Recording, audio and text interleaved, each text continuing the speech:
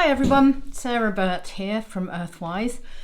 Today I just wanted to do a video explaining about how skin is affected all of our lives really as women, mostly by our hormone balance. So this follows on from the last couple of talks that I've done, which is just trying to explain how the hormones regulate in our bodies and how they affect us so much.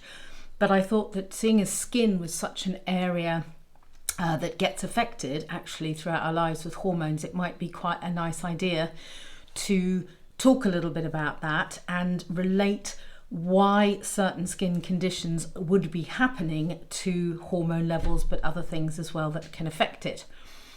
I hope that from this video you will get a better understanding about hormone levels and how they influence the skin, and most importantly be left with really good suggestions of herbs that can really help in these areas, supplements that also are vital in these areas, and as always I try and include certain foods that we can get through our diet that will help. So our skin really is more of a surface area purporting to a more serious discontentment inside of our bodies actually. So it starts really when we're teens, and if there is hormone imbalance, then more than likely teens tend to end up with acne. Now, all teens at some point do have this imbalance, because no matter how well their liver's working or how good their diet is, and let's be honest, it's not always that great anyway, there is this imbalance of hormones, you know, as the testosterone's kicking in, estrogen, progesterone are all fighting. So it's quite common, but how bad it is can really, really be reduced. So as we come to teenage years, we've got all these hormones start to kick in, and very typically there are two main types of acne that will happen.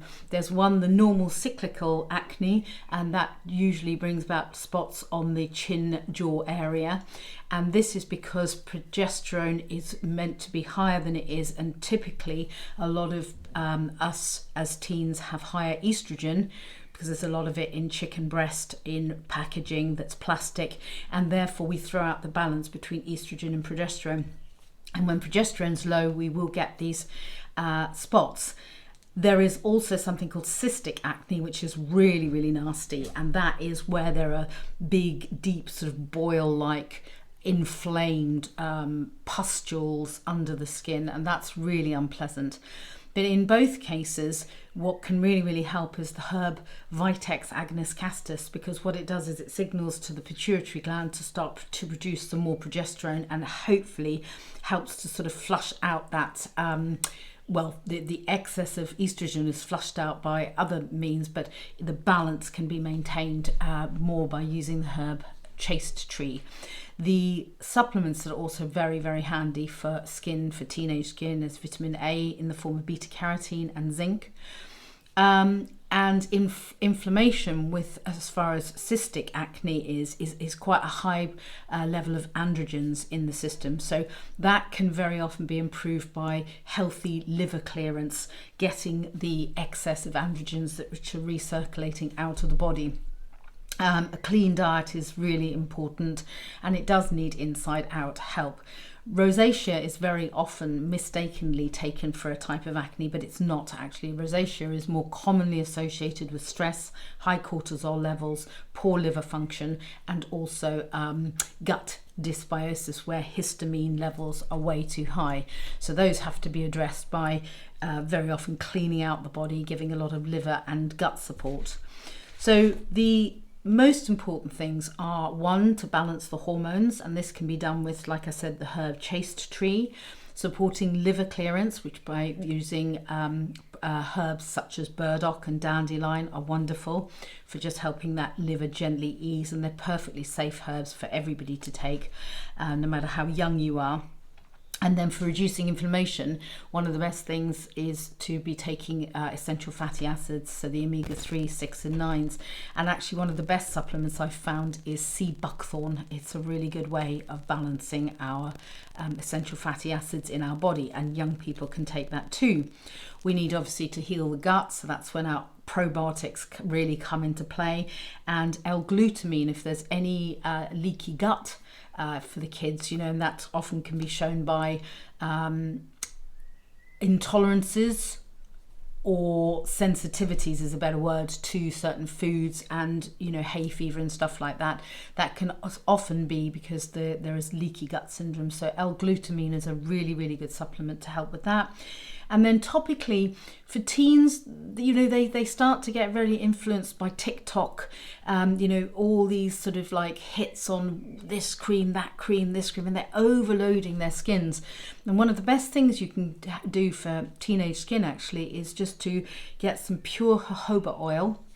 It's spelled jojoba, but it's actually pronounced jojoba, and just put that 2 to 3 drops on that, and literally that would be a lovely moisturizer, avoiding stripping, cleansing, packing in with too rich creams for the face.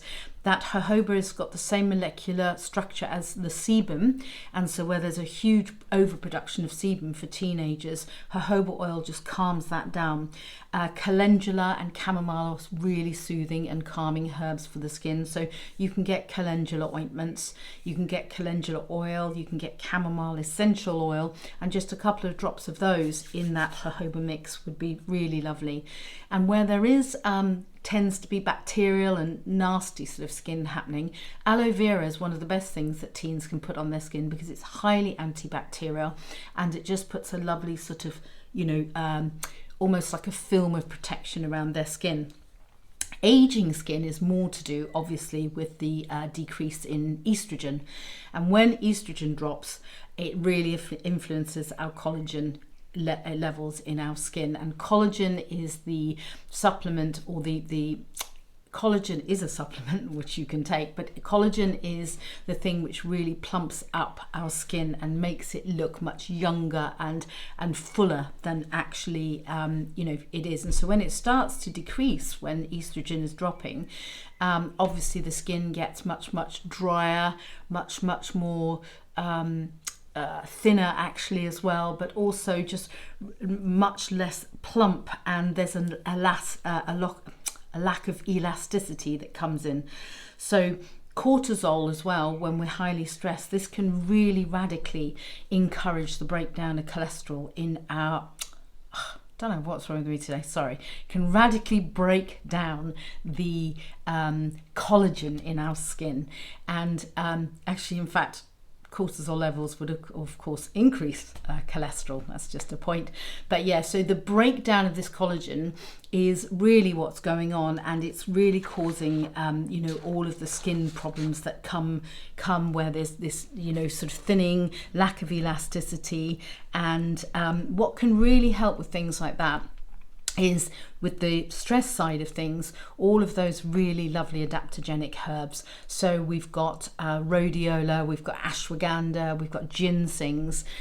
There's medicinal mushrooms are also really good. All the reishi mushrooms, shiitake, mitake, all of those type of medicinal mushrooms are around because they are essentially adaptogenics. Gotu Kola is a really interesting herb because it helps actually specifically to boost collagen. So that's one that I think is really essential, and it improves healing and skin tone all over. We can obviously take collagen supplements, of which there are many on the market. There is marine collagen, there is bovine collagen, and there are also vegan collagens about, but let's be honest, there's not an awful lot of collagen in plants in as much as we need it. So it's much better if it comes from a collagen or a bovine source. They are widely available, and this is a supplement that actually is best taken in a powder supplement, and that will obviously help. But silica rich foods such as oats and cucumber, funnily enough, are really good. And there's a herb as well called horsetail, which is renowned for helping with hair loss and where skin and nails become quite brittle during menopause. And horsetail is widely available as a dry tea, which is wonderful to just start having. And that silica really improves the luster of hair, because a lot of menopausal women start to actually shed hair, so that will really help as well. But the hormone levels are massively important because they influence as well our fat levels in our body. So don't forget those healthy fats, olive oils, sea buckthorn is wonderful, essential fatty acids. And for the more menopausal woman, jojoba oil works beautifully on our skins as well, but as it gets quite dry, apricot oil with a couple of drops of frankincense essential oil. Frankincense has apparently reversing aging properties in its actual oil. So, you know, something like a lovely jojoba or apricot oil, depending on how thick you can take the oil, as a moisturizer, but avoiding, again, all of these stripping cleansers, all of these too rich moisturizers, which are just actually just doing something on the surface. You know, keeping our liver clean. So, you know, supplements such as NAC is a really good one for cleansing out the liver. Of course, we've got milk thistle as well, which is a very, very strong aid for getting rid of liver backing up. We just don't want those hormones always recirculating. We want soluble fiber in our diet, so our bowels are working really well to cleanse as well. As always, it comes back to gut health as well, so keeping our guts really healthy, having probiotics, kefir, kimchi, sauerkraut, things like that, which are prebiotics to really help. I mean, I go on about these every single video I do because they're absolutely invaluable. To decrease cortisol level, obviously our stress